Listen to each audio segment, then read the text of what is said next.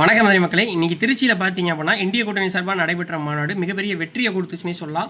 இந்திய கூட்டணியோட பல தலைவர்கள் இதில் கலந்து கொண்டாங்க. அது மட்டும் இல்லைங்க, நம்ம பாரத பிரதமர் இதில் முக்கியமாக கலந்து கொண்டார்.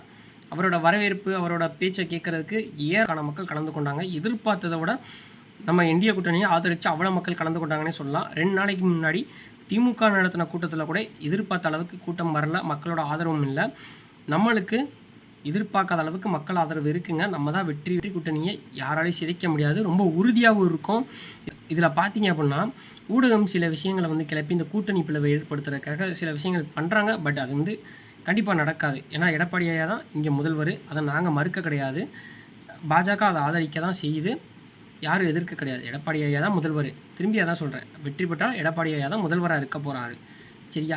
இந்த சும்மா அந்த போட்டா போடாததுனால அவரை முதல் வேட்பாளர்லேருந்து நீக்க போகிறது கிடையாது. இது நீங்கள் சின்ன சின்ன விஷயத்த செய்தியாக்க பார்க்குறீங்க. சரியா? இங்கே பெரிய விஷயம் நடந்துக்கிட்டு இருக்கு. இந்த ஆட்சியில் 50 லாக்அப் டெத் மரணம் நடந்துச்சு. அதை பற்றி ஒரு பெரிய நியூஸ் ஆர்டிக்கல் போட்டு விவாதம் பண்ணுங்கள். சரியா? அது மட்டும் இல்லை, 43 மாணவர்கள் சத்துணவை சாப்பிட்டுட்டு மருத்துவமனையில் இருக்காங்களே, அதை பற்றி பேசுங்க. 2 நாளைக்கு முன்னால் மாநாட்டில், உங்கள் திமுக மாநாட்டில் 300 பேர் காயமடைஞ்சு மருத்துவமனையில் இருந்தாங்களா, அதை பற்றி பேசுங்க. சரிங்களா?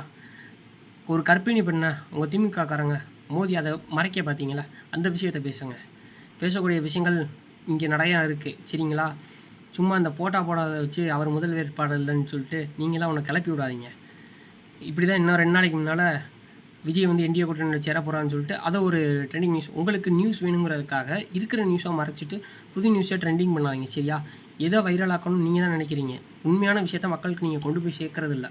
சமூக வலைத்தளங்கள்னு ஒன்று இல்லாமல் இருந்துருச்சு அப்படின்னா நீங்கள் சொல்கிறதா மக்கள் நம்பிக்கிட்டு இருப்பாங்க. இப்போ சமூக வலைதளங்கள் சொல்கிறதா மக்கள் நம்புகிறாங்க. நீங்கள் மறைச்சாலும் இந்த சமூக வலைதளம் இன்ஸ்டாகிராம், ஃபேஸ்புக்கில் பார்த்தீங்கன்னா சில விஷயங்கள், மறைக்கப்பட்ட விஷயங்கள் வந்துக்கிட்டு தான் இருக்குது. சரிங்களா? நீங்கள் எது தேவையோ மக்களுக்கு அதை கொண்டு போங்க.